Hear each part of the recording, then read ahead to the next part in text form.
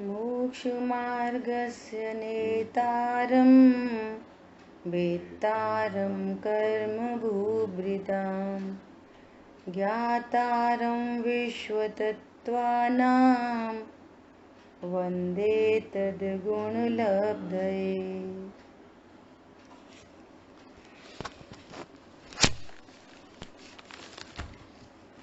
तत्वार्थ सूत्र जी ग्रंथ, और इस ग्रंथ के अंतर्गत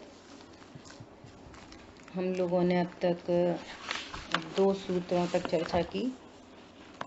आज हम लोग तीसरे सूत्र का स्वाध्याय करने जा रहे हैं। कल क्लास के आखिरी में चर्चा हुई सम्यक दर्शन कितने प्रकार का, बोलो, सम्यक दर्शन कितने प्रकार का होता है? सम्यक दर्शन तो एक ही प्रकार का होता है। एक ही प्रकार का होता है ना। अब उसके जो भेद प्रभेद कहे जाते हैं उनकी क्या अपेक्षाएं हैं? तो एक अपेक्षा क्या थी? सबसे पहली अपेक्षा कर्म की अपेक्षा। बहुत बढ़िया। कर्म की अपेक्षा से कितने भेद बन जाते हैं? 3 भेद बनते हैं। 3 भेद बनते हैं। बहुत बढ़िया। नाम बताएंगे आप? औपसमिक सम्यक, त्रयोपसमिक सम्यक और साहिक सम्यक। बहुत बढ़िया। कोई और बताएगा? कर्म की अपेक्षा से सम्यक दर्शन के कितने भेद, उनके नाम बताएं। 3 भेद। हाँ। औपसमिक सम्यक दर्शन, छायोपसमिक सम्यक दर्शन, छायिक सम्यक दर्शन। बहुत बढ़िया है ना। दूसरी अपेक्षा से भेद कहे, वो कौन सी अपेक्षा है? चारित्र की अपेक्षा से। चारित्र। क्या क्या भेद हैं वो, उनके नाम क्या हैं? वीतराग सम्यक दर्शन और सराग सम्यक दर्शन। सम्यक दर्शन वीतराग होता है कि नहीं? बोलो। सम्यक दर्शन वीतराग होता है कि नहीं?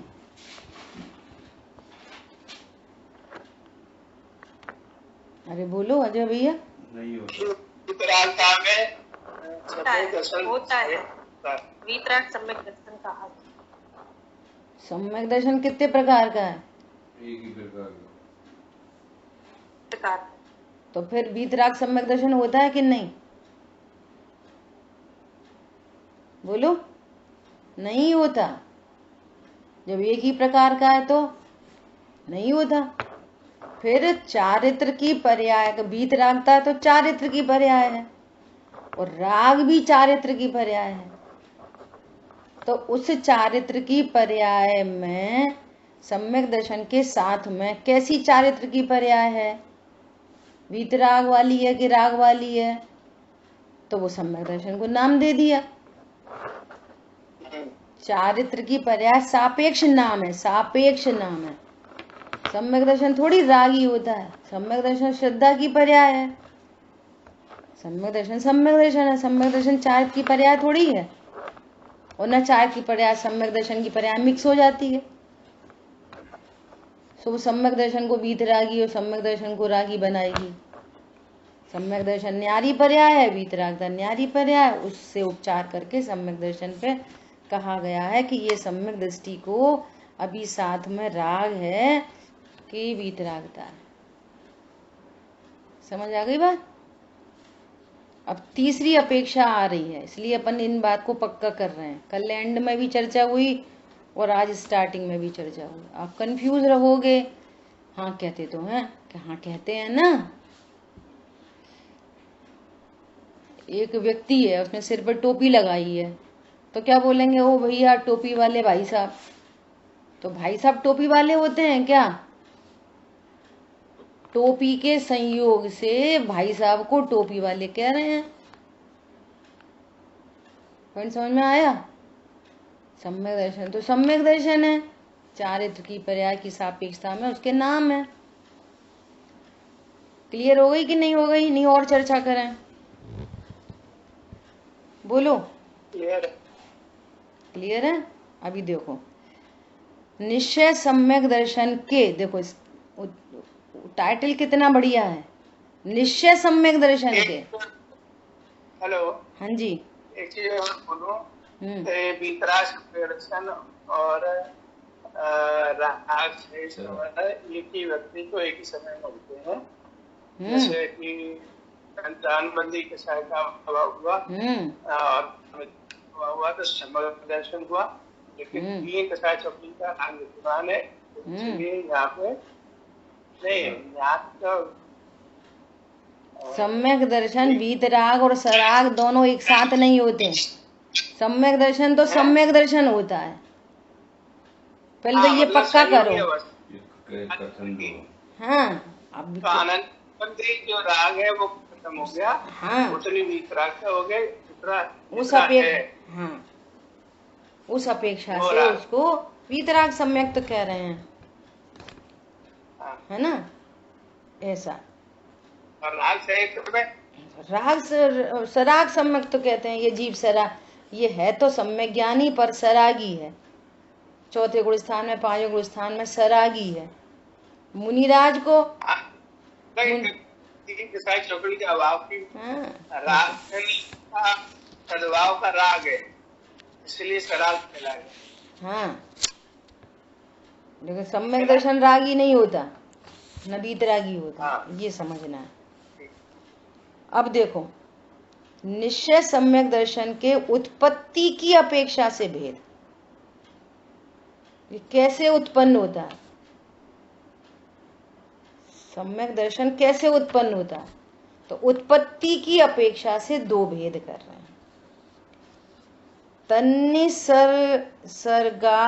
तन्निसर्गा दधिगमाद्वा, तन्निसर्गा दधिगमाद्वा, ये तीसरा सूत्र है।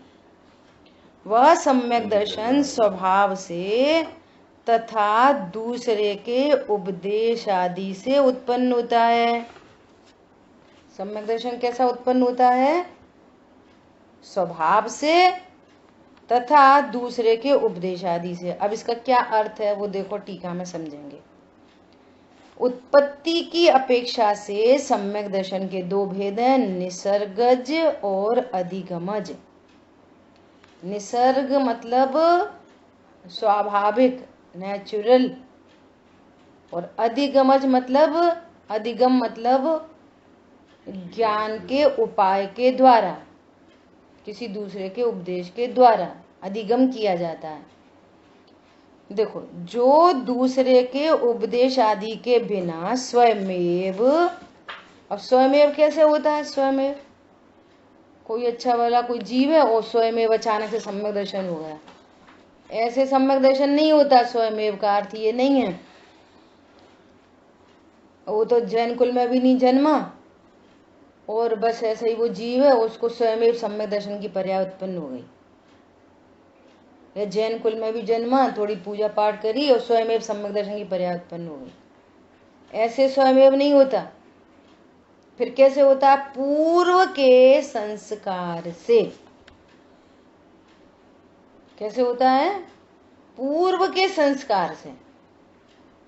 नरकों में कैसा होता है सम्यक दर्शन? तीसरे नरक तक तो देवगति के जीव उपदेश देने आते हैं, तीसरे नरक तक, और तीसरे नरक के नीचे कोई देव नहीं जाते, है ना। तो तीसरे नरक तक तो उपदेश मिल गया, और सम्यक दर्शन तो 7 नरकों में कहा है। क्या कहा? सम्यक दर्शन की उत्पत्ति तो 7 नरकों में कही है, और असंख्यात असंख्यात। तो उनको कैसे होता है? वहां कौन उपदेश दे रहा है उनको? पूर्व के संस्कार वश। वेदना सम्यक तो कहते हैं, वेदना सम्यक तो, वेदना सम्यक क्या? इतनी वेदना हो रही, लड़ाई मराई पिटाई कुटाई, इतनी वेदना हो रही, तो वो संगी पंचेंद्री है ना, तो संगी पंचेंद्री को ऐसा विचार आता है, ऐसे क्या पाप करे। ऐसा लोगों को लगता है यहाँ पे भी, जब बहुत ऐसी आफतें आती हैं तो फिर वो विचार करने लग जाता है, ऐसा क्या हो गया, ऐसे कौन से पाप किए जो ऐसे उदय में आ रहे, है ना। तो फिर वो विचार करता है। अब उनको भव प्रत्यय ज्ञान होता है अवधि, सभी नारकी जीवों को अवधि ज्ञान होता है, सारे नारकी जीवों को। तो अवधि ज्ञान में कुछ ऐसा भान आए, अरे हम तो स्वाध्याय करते थे, अरे हम तो मंदिर जाते थे, ओहो कैसे स्वरूप की चर्चा चलती थी, और बस उसकी लिंक बन जाए और पूर्व में तत्व निर्णय किया हो और वो उसकी रिकॉलिंग हो जाए और सम्यक दर्शन प्रकट कर ले। तो एक सम्यक्त का क्या नाम है? वेदना सम्यक्त। जब बहुत पिट कुट के सम्यक दर्शन होता है ना, तो उसका नाम है वेदना सम्यक्त। तो सम्यक दर्शन एक वेदना वाला भी होता है ना। अरे भैया सम्यक दर्शन निमित्त सापेक्ष कह दिया है ना। सम्यक दर्शन तो एक ही प्रकार का है। वो एक ही प्रकार क्या है, कौन बताएगा? सम्यक दर्शन एक ही प्रकार का है। वो एक प्रकार क्या चीज है, बोलो। कि मैं आत्मा हूँ, ऐसा बिल्कुल पक्का सत्तान कि मैं ज्ञायक भगवान आत्मा ही हूँ। ये निश्चय सम्यक दर्शन है, मैं भगवान आत्मा, है ना। ये निश्चय सम्यक दर्शन है। अब वो कैसे हुआ, किस निमित्त से हुआ? कि उससे पहले क्या हो रहा था कि पिटाई लग रही थी, बहुत दुखी हो रहा था, बहुत वेदना हो रही थी। तो एक ऐसे निमित्त का ज्ञान कराने के लिए वेदना सम्यक कह दिया। आज्ञा सम्यक, तो बीज सम्यक, तो ऐसे 10 प्रकार के नाम और हैं। तो सम्यक दर्शन कितने प्रकार का हो गया? 3 तो कर्म सापेक्ष, 2 चारित्र की पर्याय सापेक्ष, 5 और 2 ये 7 और 10 वे 17 प्रकार का सम्यक दर्शन हो गया। तुम्हें कौन सा चाहिए? अरे भैया सम्यक दर्शन तो एक ही प्रकार का होता है। अकेला सम्यक दर्शन नहीं, विश्व की प्रत्येक वस्तु एक ही प्रकार की होती है। उसके कथन अनेक अपेक्षाओं से किए जाते हैं। तो ये अपेक्षाकृत कथन है। कैसे? अब कह रहे हैं उत्पत्ति की अपेक्षा से, तो कह रहे हैं निसर्गज और अधिगमज। बोलो अजय भैया कुछ पूछ रहे थे। भव प्रत्यय मतलब क्या होता है? भव प्रत्यय मतलब कि उस भव में होगा ही होगा। जैसे मनुष्य गति के जीव हैं, इनको भव सापेक्ष नहीं होता। वहां तो नरक गति में उत्पन्न होगा, उत्पन्न होते से वो 3 ज्ञान का धारी, मति श्रुत अवधि। अब कब अवधि होगा, कब वो पर्याय आएगी अवधि ज्ञान की, कब मति की, कभी श्रुति की, वो क्रमबद्ध में वो स्वतंत्र है, वो अलग मैटर है। परंतु उनको उत्पन्न होते से ही 3 ज्ञान होते हैं। ऐसे स्वर्ग गति के जीवों को भी वो भव है ना, भव नरक का भव, स्वर्ग का भव, तो उस भव में होने वाला ये ज्ञान। और मनुष्य गति में तो किसी किसी को होता है, किसी की छाप में ज्ञान की ऐसी योग्यता डेवलप हो जाए तो किसी को होता है, किसी किसी को। मुनिराजों को भी सारे मुनिराज को नहीं होता, किसी किसी मुनिराज को अवधि ज्ञान होता है। मन पर्य ज्ञान तो बहुत ही विशुद्धि के धारी मुनिराजों को, गणधर परमात्मा को जरूर होता है चारों ज्ञान, मति शुद्ध अवधि मन पर्य। लेकिन हर मुनिराज गणधर नहीं होते, हर मुनिराज को अवधि ज्ञान नहीं होता, प्रत्येक मनुष्य गति के जीव को अवधि ज्ञान नहीं होता। परंतु प्रत्येक नारकी को अवधि ज्ञान होता है, प्रत्येक देवगति के जीव को अवधि ज्ञान होता ही है। उत्पत्ति से ही होता है, शुरुआत से ही। उसको भव प्रत्यय ज्ञान बोलते हैं, जो उस भव में होना अनिवार्य है। ठीक है। तो क्या कह रहे हैं? जो दूसरे के उपदेश आदि के बिना स्वयमेव भाव प्रत्यय ज्ञान इस प्रकार से, भाव प्रत्यय ज्ञान इस प्रकार से सम्यक तो नहीं हुआ ना है। वो तो अवधि ज्ञान की बात है बस। अभी तो सम्यक, तो जब सम्यक दर्शन होगा तो उस पे उपचार आएगा ज्ञान पे, तब उसको सम्यक अवधि ज्ञान कहेंगे।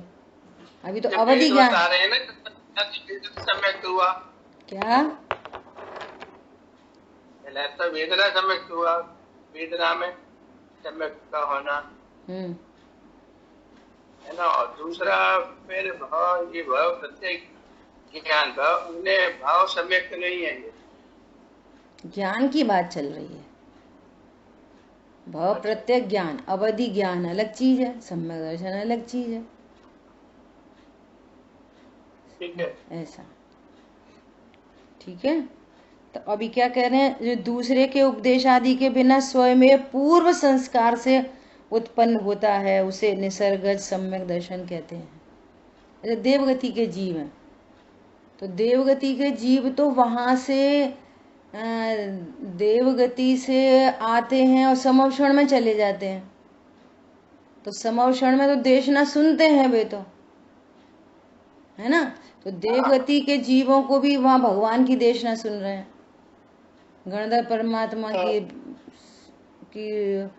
कोई देशना चल रही हो तो सुनते हैं, तो वे तो सुनते हैं। लेकिन देवगति में भी ऐसे बहुत सारे जीव होते हैं जो बिना उपदेश के, पूर्व के संस्कार से, अष्टानिका पर्वों में और अकृत्रिम जिन चैत्यालयों के नंदीश्वर में जाके, वहां तो उपदेश नहीं चल रहा कोई, जिन मुद्रा को देखकर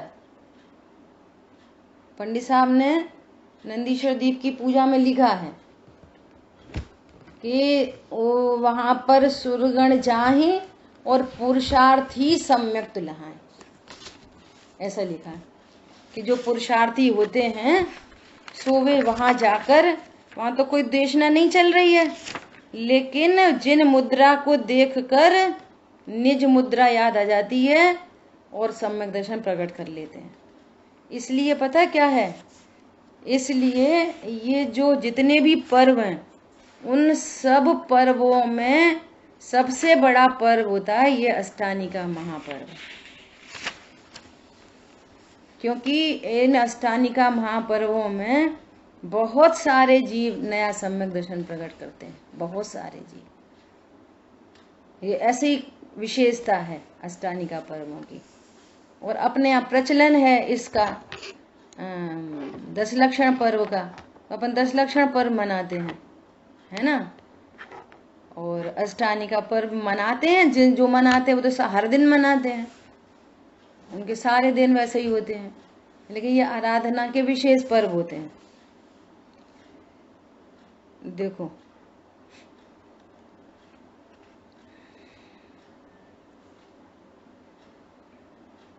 देखो ये लिखा है, जहाँ सर कार्तिक फागुन अषाढ़ मझार अंत 8 दिन आनंद धार, जहाँ सुर गण वंदन को जाहि पुरुषार्थी सम्यक तुलहाई, यद्यपि शक्ति गमन की नाही तदपि ज्ञान में सहज लखाई, भाव वंदना कर सुकार निज अकृत्रिम भाव निहार। पंडित साहब की रचनाएं तो बहुत ही गजब की हैं, ऐसे भी समझ आई बात। तो इस प्रकार से वे देवगति के जीव भी उनको निसर्ग सम्यक दर्शन पूर्व संस्कार से हो जाता है। इसी प्रकार त्रियंच गति के जीवों को भी पूर्व संस्कार से कैसे हो जाता है कि अपने यहाँ रत्न यात्रा निकाली जाती है ना भगवान की, क्यों निकाली जाती है? सबको जिन बिंब के दर्शन हो, सबको निर्ग्रंथ स्वरूप के दर्शन हो, सबको भगवान आत्मा ज्ञान में विचार में आए। कोई कुत्ता देख ले, कोई बिल्ली देख ले, कोई सूकर देख ले, कोई घोड़ा हाथी देख ले, और वो भगवान की प्रतिमा को निहार कर और अपने स्वरूप का पूर्व का संस्कार हो तो वो सम्यक दर्शन प्रकट कर ले। और बहुत बड़ा उदाहरण वर्तमान में गुरुदेव श्री है, बहुत बड़ा उदाहरण। इस जन्मे तो थे किसमें? वो श्वेतांबर मत में। तो श्वेतांबर मत में तो श्वेतांबर मत के तो गुरु थे, लेकिन जब दिगंबर में आए तो दिगंबर में तो उनका कोई गुरु नहीं था। किन्होंने उनको उपदेश दिया? उनको भी अपनी पूर्व की देशना से। सीमंदर भगवान के सामने थे पूर्व भव में, वहां उन्होंने देशना सुनी थी, वो संस्कार पड़ा था।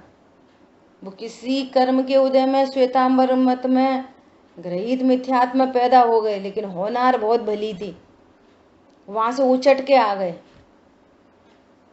है ना। और तत्व ज्ञान के संस्कार थे, इसलिए जैन ग्रंथ अभी दिगंबर ग्रंथ उन्हें मिले नहीं थे, उससे पहले ही दो द्रव्यों की भिन्नता का उनको भान होता था। वो ऐसा बोलते, जब भी ऐसी चर्चा चलती कि ज्ञानावणी कर्म के क्षयोपशम से ज्ञान होता है, जितना क्षयोपशम होएगा उतना ज्ञान होगा, तो वो स्वीकार नहीं करते थे। ज्ञानावणी कर्म के उदय से ज्ञान नहीं होता, तो उनके गुरु कहते थे ये तुम कहाँ से बातें निकालते हो। ऐसी बहुत सारी बातें उनके बारे में। और फिर कालभ दीपकी समयसार जी मिला, मोक्षा प्रकाशक जी मिला, कोई पढ़ने नहीं दे तो गुफाओं में जा जाके पढ़ते थे, और सेल्फ संबोधन से ये निसर्गत स्वाभाविक सम्यक दर्शन प्रकट हुआ। किसके बल से? पूर्व के संस्कार के बल से। तो पूर्व में क्या काम किया? पूर्व में यही जीवादि सात तत्वों का श्रद्धान। सम्यक दर्शन की पात्रता क्या है? सम्यक दर्शन का लक्षण क्या है? प्रयोजनभूत जीवादि सात तत्वों का श्रद्धान, ये सम्यक दर्शन की पात्रता। ठीक है, देखो अपन ने चारों गति के उदाहरण देख लिए। अब देखो अधिगमज, जो सम्यक दर्शन पर के उपदेशादि से उत्पन्न होता है उसे अधिगमज सम्यक दर्शन कहते हैं। अब पर के उपदेश आदि के निमित्त से होता है, अब वही 5 लब्धि पूर्वक होता है। छायोपशमिक लब्धि, विशुद्धि लब्धि, देशना लब्धि। चर्चा ही आगम में प्रसिद्ध एकदम। इधर देशना होती है, इधर उसकी ज्ञान में उपलब्धि होती है, वो प्रायोग में जाता है, कर्ण लब्धि में चढ़ता है, सम्यक दर्शन हो जाता है। सम्यक दर्शन 5 लब्धि पूर्वक होता है। तो 5 लब्धि में एक देशना लब्धि है, और देशना स्वद्रव्य की पर्याय है कि परद्रव्य की पर्याय है? बोलो।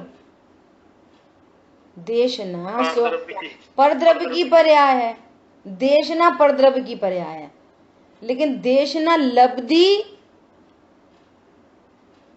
लब्धि किसकी पर्याय है? स्वयं की पर्याय। स्वयं की। बहुत बढ़िया, स्वयं की पर्याय है। उसने देशना को ग्रहण किया है,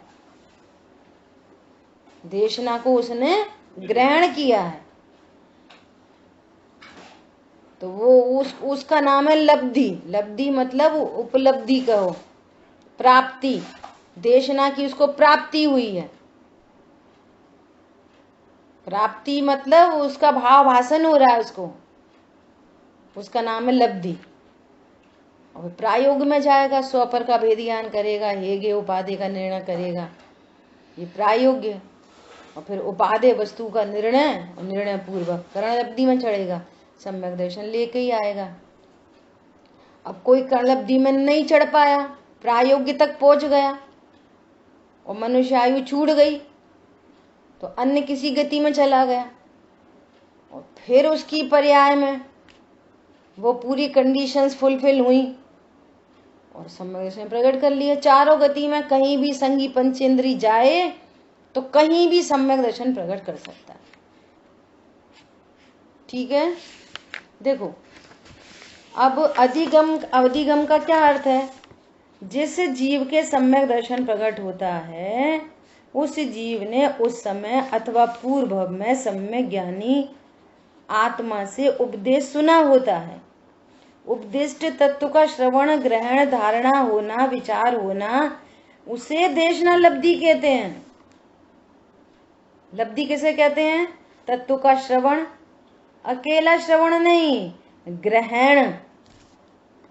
हाँ, ये वाली बात सत्य है, ऐसा ही स्वरूप है। ये रागादि दुख रूप ही है, ये चाहिए का मैटर नहीं है, ये होते हैं, अभाव करने योग्य हैं, इनमें कोई बड़प्पन नहीं। बड़ा तो मेरा भगवान आत्मा है, ऐसा पूरा ग्रहण, धारणा होना, विचार चलना, उसमें बारंबार उसका विचार होना, इसका नाम देशना लब्धि है। देशना तो परद्रव्य की पर्याय है। समोषण में कोई थोड़ी देशना मिलती है क्या? लेकिन श्रवण किया श्रवण भी किया कि नहीं किया पता नहीं। श्रवण हुआ, ग्रहण हुआ, धारणा में गया, विचार हुआ, इतनी पूरी प्रोसेस का नाम देशना लब्धि है। देशना और देशना लब्धि में अंतर है। देशना परद्रव्य की पर्याय है और लब्धि हमारी पर्याय है। ठीक है? उसके बिना किसी को सम्यक दर्शन नहीं होता। इसका अर्थ यह नहीं समझना चाहिए कि वह उपदेश सम्यक दर्शन को उत्पन्न करता है। देखो, दो द्रव्य की भिन्नता न्यारी न्यारी। उपदेश सम्यक दर्शन को उत्पन्न नहीं करेगा। तुम सुनोगे, समझोगे, तत्व निर्णय करोगे, स्वपर का भेद ज्ञान करोगे, हेगे उपादेय का निर्णय करोगे, शुद्धात्मा आश्रयभूत उपादेय बनेगी ज्ञान में, तो ये तुम्हारे करने का पूरा कार्य है। उपदेश क्या होएगा? निमित्त। जब तुम्हें सम्यक दर्शन हुआ तो कौन निमित्त था? तो उस ज्ञानी गुरु का नाम सामने आएगा कि भैया मैं तो वे निमित्त थे। निमित्त करा देता है ऐसा नहीं, निमित्त की उपस्थिति होती है जरूर। ठीक है? आज दीदी की क्लास में निमित्त उपादान की थोड़ी सी चर्चा आई है, तो मैं सोचती हूँ कि उसको स्पीकर पे लगा के और उतनी रिकॉर्डिंग करके और फिर क्लास में भेजती हूँ। ठीक है? तो आपको और विषय पक्का हो। और नहीं तो पूरा लेक्चर भेज दें तो उतने टाइम से उतने टाइम तक का सुन लो। ठीक है? देखो क्या कह रहे हैं। जीव सम्यक दर्शन को स्वतः अपने से प्रकट करता है। ज्ञानी का उपदेश तो निमित्त मात्र है। अज्ञानी का उपदेश सुनकर कोई सम्यक दर्शन प्रकट नहीं कर सकता, यह नियम है। और यदि सद्गुरु का उपदेश सम्यक दर्शन उत्पन्न करता हो तो जो जीव उस उपदेश को सुने वह उन सबको सम्यक दर्शन हो जाना चाहिए, किंतु ऐसा नहीं होता। सद्गुरु के उपदेश से सम्यक दर्शन हुआ है, यह कथन व्यवहार मात्र है। निमित्त का ज्ञान कराने के लिए ऐसा कथन किया गया है। समझ आई बात?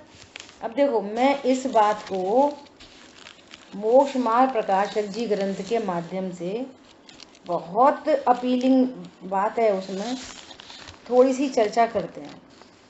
ठीक है?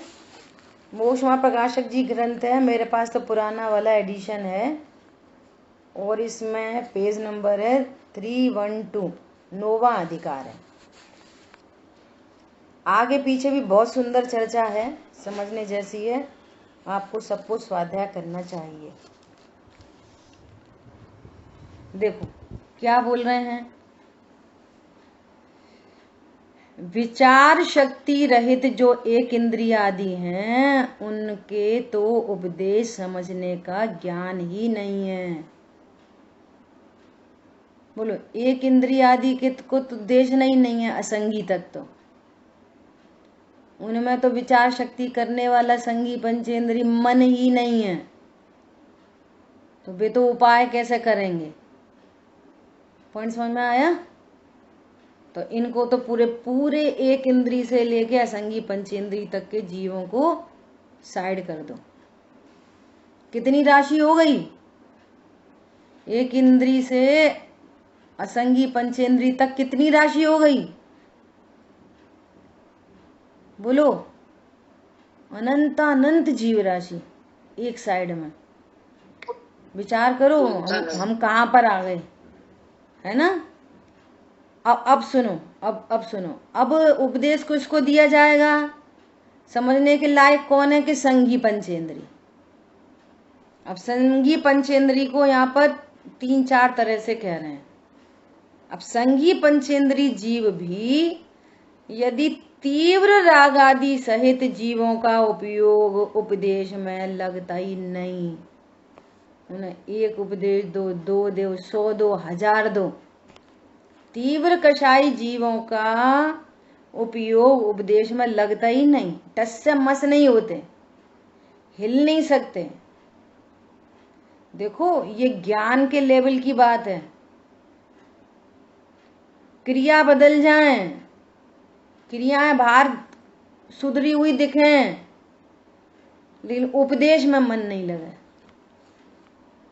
उपदेश को ग्रहण नहीं कर पा रहा। वो कदाचित पूजा में दिखे, स्वाध्याय में दिखे, दान में दिखे, व्रतों में दिखे, लेकिन निर्णय में उपयोग नहीं लगता। ये बहुत बड़ी चीज है।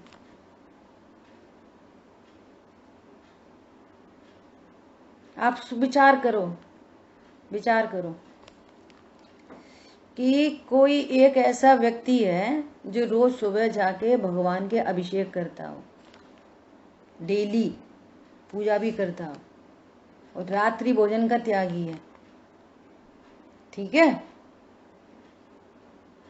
और तम्बाकू खाता हो, चलेगा? बोलो। शराब पीता हो, चलेगा? बहुत अच्छे भले लोग हैं, बहुत पूजा पाठ करते हैं, बहुत स्वाध्याय करते हैं, बहुत दानवीर रोए, बहुत बड़ा बड़ा दान दे, बोलो तम्बाकू खाए, बीड़ी सिगरेट पिए, चलेगा? अरे बोलो, ब्लैंक क्यों बैठे हो? नहीं चलेगा। बोलो। बाहर से क्रिया कैसी दिख रही हैं? क्रियाएं कैसी दिख रही हैं? बताओ। हम कह रहे हैं कि बहुत बहुत बढ़िया, बहुत बढ़िया। तीव्र कषाय, जिनको जीवों पे दया नहीं है, हमें भगवान के उपदेश से ये नहीं पता चल रहा है अन्याय क्या है, अनीति क्या है, अवक्ष क्या है, बोलो। और ये तो बिल्कुल स्थूलतम अष्टमूल गुण का धारी नहीं है, स्थूलतम। मध्य मास मधु का त्यागी नहीं है, पूजा उपासना रोज करता है। मध्य मास मधु इनका त्यागी नहीं है, पूजा रोज करता है, स्वाध्याय रोज करता है, बहुत बड़े बड़े दान। बोलो, कल्पना करो। क्या कह रहे हैं? तीव्र का, अब कोई कहेगा ये तीव्र कषाय है? कहां से देखते तीव्र कषाय? कहां से दिखती मंद कषाय? और दूसरे को नहीं देखना, अपने को देखना। क्या बोल रहे हैं? तीव्र कषाई जीवों को, तीव्र रागादि सहित जीवों का उपयोग उपदेश में नहीं लगता। इसलिए जो जीव विचार शक्ति सहित हों तथा जिनके रागादि भी मंद हों, उन्हें उपदेश के निमित्त से धर्म की प्राप्ति हो जाए तो उनका भला हो, तथा इसी अवसर में पुरुषार्थ कार्यकारी है। दो कंडीशन कह दी। दो कंडीशन कौन कौन कैसी कह दी? विचार शक्ति वाला हो, संगी पंचेंद्रिय हो, और कषाय की मंदता वाला हो, अपना हित करना चाहता हो, तो उपदेश मिले तो कुछ कार्यकारी हो, तो इसका कुछ काम बन जाए। एक बात तो असंगी तक साइड हो गए, तीव्र कषाई संगी पंचेंद्रिय भी साइड हो गए, अब मंद कषाई जीवों की बात चल रही है। अब मंद कषाई जीव भी कितने प्रकार के? 3 प्रकार की शायद चर्चा आएगी। मंद कषाई भी अब 3 प्रकार के। कैसे 3 प्रकार के? सुनो। इसलिए जो विचार शक्ति सहित तो हैं और उनके राग आदि भी मंद है, ऐसे अपने आजू बाजू में ही बहुत सारे लोग मिल जाएंगे। क्या है? संगी पंचेंद्रिय हैं और राग आदि भी मंद है, तो वे अपना समय को कहां पर लगाते हैं? विषय भोगों में लगाए रहते हैं। मंद कषाई हैं, उनको आप लड़ते नहीं देखोगे, उनको भिड़ते नहीं देखोगे। ऐसे मंद कषाई जीव जो पहनने दे दो पहन लेंगे, खाने दे दो, लेकिन वे अपने समय को कहाँ लगाते? TV, fridge, cooler, WhatsApp, Instagram, YouTube आदि आदि। कषाय तो मंदता है, कोई उनको देखे भैया बहुत शांत जीव है। जिनवाणी क्या बोलती है? कौन समझ में आ रहा है? उन्हें कोई लेना देना नहीं दुनियादारी से, तो मंद कसाई है। देखो क्या कह रहे हैं, वह जीव पुरुषार्थ से उपदेश आदि के निमित्त से तत्व निर्णय आदि में उपयोग लगाए तो उसका उपयोग वहां लगे, तब उसका भला हो। इसलिए इस अवसर में भी तत्व निर्णय करने का पुरुषार्थ न करे, प्रमाद में काल गंवा रहा है और राग आदि मंद है तो विषय कषायों में प्रवर्तन चल रहा है। समझ में आ रही है बात? और दूसरे टाइप के कौन से लोग हैं? दूसरे टाइप के ये तो अपने विषय कषायों में घूमना फिरना, खाना पीना, नेतागिरी वगैरह वगैरह, ट्रस्टी व्रस्टी, ये वाले हैं। दूसरे वाले क्या हैं कि ये व्यवहार धर्म कार्यों में प्रवर्तन करते दिखाई देंगे आपको। इन्हें तो व्यवहार धर्म से भी ज्यादा कोई लेना देना नहीं, लेकिन ये व्यवहार धर्म कार्यों में प्रवर्तन दिखाई देगा इनका, लेकिन तत्व निर्णय नहीं करेंगे। क्या बोल रहे हैं? व्यवहार धर्म कार्यों में प्रवर्ते तब अवसर तो चला जाएगा और संसार में ही परिभ्रमण होगा। देखो खूब आंखें खोल खोल के देख लो अच्छे से। व्यवहार धर्म कार्यों में बहुत उत्साह है, लेकिन तत्व निर्णय नहीं करेगा। समझ में आ रही बात? अब देखो, तथा इस अवसर में जो जीव पुरुषार्थ से तत्व निर्णय करने में उपयोग लगाने का अभ्यास रखते हैं, ये सब अवसर मिल गए। कौन कौन से? संगी पंचेंद्री, विशुद्धता, उपदेश, सब मिल गया। अब तुम्हारा काम बचा क्या? जो उपदेश मिला उस तत्व निर्णय में उपयोग को लगाए तो लब्धि होगी, तब देशना लब्धि होगी। तब क्या बनेगी? देशना लब्धि। अभी चेक करना सब अपने अपने आप को कि हमने एक टाइम स्वाध्याय सुन ली, 2 टाइम स्वाध्याय सुन ली, कुछ कर ली, फिर हमारा पूरा टाइम किधर जा रहा है? वही व्यवहार धर्म कार्य भी नहीं, विषय कषायों में प्रवर्तन चल रहा है। बोलो, तत्व निर्णय का विचार, बारंबार विचार, बारंबार विचार। तो धुन जलती ना, धुन, ये धुन का काम है। ये धुन लग जाती है। देखो लोगों को खाते पीते उठते बैठते धुन लगी रहती है ना, मैं मोड़ा की शादी नहीं हुई, मैं मोड़ा की शादी नहीं, मैं मोड़ा की शादी नहीं, मोड़ा की शादी नहीं, मोड़ी की शादी करनी, मोड़ा की, एक धुन लगी है, शादी शादी शादी। उठते बैठते खाते पीते, व्यापार धंधा, पूजा पाठ, व्रत नियम संयम में, शिविर में जाए तो लड़की देखे, मंदिर जाए तो लड़की देखे, बाजार में जाए तो लड़की, एक धुन लगी रहती है कि नहीं? पीछे पीछे पीछे पीछे पीछे डिप्रेशन में चले गए भली धुन में। ऐसी धुन अपने लिए लगानी है। अरे बात समझ में? क्या बोल रहे हैं? अभ्यास रखें, उनके विशुद्धता बढ़ेगी, नहीं तो विशुद्धता नहीं बढ़ती। विशुद्धता बढ़ना इन द सेंस मोह मंद होता है, जिसको कारण कहते हैं। या अब कारण आएगा हाथ में, नहीं तो कारण नहीं हाथ में आएगा तो कार्य नहीं होगा। क्या बोल रहे हैं? अभ्यास रखें, उनके विशुद्धता बढ़ेगी, उससे कर्मों की शक्ति हीन होगी, दर्शन मोहिनी हीन होता जाएगा। कब होएगा दर्शन मोहिनी हीन? जब तुम्हारे को एक रूप तत्व निर्णय होने पर विशुद्धता बढ़ेगी।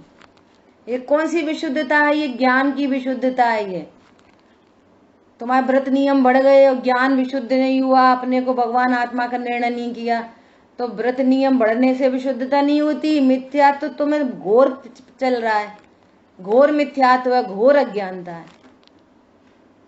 तो व्रत नियम क्या करेंगे? सम्यक दर्शन की पात्रता को व्रत नियम संयम नहीं कहा, सम्यक दर्शन की पात्रता तत्वाश्रद्धान कहा है। हम सुनते हैं पढ़ते हैं तो भी अपने ज्ञान को अपडेट नहीं करते, इसलिए वो कह रहे हैं कि सुना ही नहीं, सुन लिया तो विचार नहीं किया, कोई बात धारणा ही तक नहीं पहुंची। बोलो क्या बोल रहे हैं? कुछ काल में अपने आप दर्शन मोह का उपशम होगा, तब तत्वों की यथावत प्रतीति आएगी। सो इसका तो कर्तव्य तत्व निर्णय का अभ्यास अभ्यास अभ्यास अभ्यास। हम कहते हैं पढ़ते सुनते तो अच्छा लगता है और फिर तो भूल जाते हैं, फिर तो कसाय हो जाती, फिर ये हो जाती, फिर वो हो जाती। यहाँ पर क्या कह रहे हैं? अभ्यास रखें। तेरा कर्तव्य तो तत्व निर्णय का अभ्यास ही है। इसी से दर्शन मोह का उपशम तो स्वयं होता है, उसमें जीव का कुछ कर्तव्य नहीं है कि हम दर्शन मोहिनी का उपशम कर लें और सम्यक दर्शन प्रकट कर लें, और ना अपनी खुद की पर्याय लाने का कोई कर्तृत्व है। तुम तो तत्व निर्णय का अभ्यास रखो, ठीक है। ये अधिगम है, इस तरह से अधिगम पूर्वक सम्यक दर्शन होता है। अधिगम के क्या उपाय हैं ये चर्चा अपनी आगे आएगी सब, ठीक है। इस तरह से अपनी तीसरे सूत्र की चर्चा हुई है, ये शेष चर्चा आगे। इसमें मंद कसाई जी 3 प्रकार के बताए थे। नंबर 1 विषय कसायों में प्रवर्तन करने वाला, विवाह धर्म कार्यों में प्रवर्तन करने वाला, और तीसरा कौन सा? तत्व निर्णय करने वाला। ओके। जो तत्व निर्णय करेगा। एक इंद्रिय जीव साइड, तीव्र कषाई साइड। एक जगह लिखा है पंडित तोड़मल जी ने, क्या लिखा है?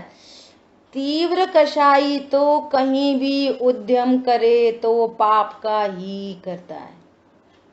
वो मंदिर में भी जाएगा ना तो यही करता रहेगा, इनने ऐसा कही, उनने वैसा कही। हाँ, एक दफे वो हमारे यहाँ आई थी, एक दफे ऐसा हो गया था, अरे जो बल्ब कैसा लगाया है, अरे चौकी ढंग से नहीं रखी, अरे तुम टाइम पे क्यों नहीं आते, अच्छा आज तो जे वाली साड़ी पहनी आई, जे कल पहनी थी। ऐसी मंदिर में जाकर भी तीव्र कषाई पाप का ही उद्यम करता है। उसका चित्त टोटल बहिर्लक्ष्य है, ऐसा लिखा है टोडरमल जी ने। तीव्र कषाई जीव उद्यम करे तो पाप का ही उद्यम करता है। तो तीव्र कषाई सब साइड हो गए। मंद कषाई, फिर मंद कषाई की 3 कैटेगरी। इनने तो अपने विषय कषाय, अपना खाओ पियो मजे करो, हमें ज्यादा कोई सजन नहीं। वे बाहर से देखने में वे भी अच्छे लगते हैं, ये बहुत भोले प्राणी हैं, ये बहुत अच्छे भोले हैं, कठोर हैं बहुत।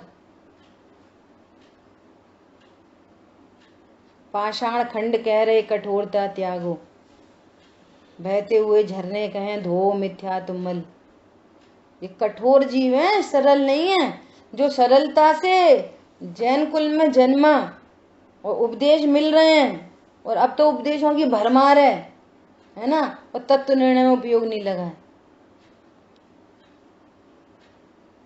ये व्यवहार धर्म कार्य में प्रवर्ते दूसरे वाला, और तीसरा वाला है जिसको पूरे चांसेस हैं कि ये सम्यक दर्शन प्रकट कर ले। कौन? कि जो तत्व निर्णय करने का अभ्यास है। तत्व निर्णय किया ना, अब उसमें उपयोग लगाए, उसमें बारंबार विचार करे, अभ्यास करे। इस जीव के विशुद्धता बढ़ जाएगी, और विशुद्धता बढ़ेगी मतलब विशुद्धता बढ़ेगी इन द सेंस उसके ज्ञान में विशुद्धता बढ़ेगी। क्या विशुद्धता बढ़ेगी? मैं परिपूर्ण हूं और कोई पदार्थ मेरे लिए इष्टनिष्ट नहीं है, ये ज्ञान की विशुद्धता। ये तत्व ज्ञान के संस्कार जो अपनी कल भी चर्चा आई थी। ज्ञान की विशुद्धता क्या है? कैसे नापोगे ज्ञान की विशुद्धता? कोई पर पदार्थ पर पर्याय इष्ट अनिष्ट नहीं दिखाई दे रही। यह है ज्ञान की विशुद्धता। श्रद्धा की विशुद्धता, मैं परिपूर्ण हूं, एक अभेद गायब हूं, ये विशुद्धता। मोह मंद हो रहा है, मैं शरीर नहीं हूं, शरीर का परिणमन मेरा परिणमन नहीं है, शरीर मैं हूं, ये मोह है। और मैं शरीर नहीं, मैं एक गायक भाव हूं, ये मोह गल रहा है, टूट रहा है मोह, ये मोह, श्रद्धा की विशुद्धता। और ऐसी विशुद्धता होने पर दर्शन मोहिनी उपशम हो जाएगी, सम्यक दर्शन प्रकट हो जाएगा। निमित्त की तरफ से बात कर दी, प्रणति स्वभाव सन्मुख हो जाएगी, ये उपादान से बात कर दी। और जिस समय स्वभाव सन्मुख होगी उस समय दर्शन मोहिनी का उपशम जरूर होएगा। दर्शन मोहिनी का उपशम जब होएगा, प्रणति स्वभाव सन्मुख जरूर होगी। आपस में निमित्त नैमित्तिक संबंध है, कोई कथन निमित्त से कर देंगे, कोई कथन उपादान से कर देंगे। भाई साहब समझ में आया? जिस समय सम्यक दर्शन होगा उस समय दर्शन मोहिनी का उपशम अवश्य होगा। और जिस समय दर्शन मोहिनी का उपशम होएगा उस समय सम्यक दर्शन अवश्य होएगा। कथन इधर से कर दो कि इधर से कर दो, कहीं से कथन किया जा सकता है। एक काल प्रत्याशक्ति है, दो द्रव्य भिन्न भिन्न स्वतंत्रता से परिणमन कर रहे हैं एक ही काल में। इसके कारण ये नहीं कर रहा, इसके कारण ये नहीं कर रहा, एक काल में दो कार्य हो रहे हैं। तो कभी इस पे आरोपित कथन करेंगे और कभी उपादान से कथन करेंगे। ये कथन की भिन्नता है, ठीक है। ऐसा निमित्त नैमित्तिक संबंध है। जिन वाणी के ज्ञान से सूझे लोकालोक, सो वाणी मस्तक नमो सदा दे तुम दो। बोलिए द्वारकामयी जिनवाणी माता की जय। जय जिनेन्द्र सभी को।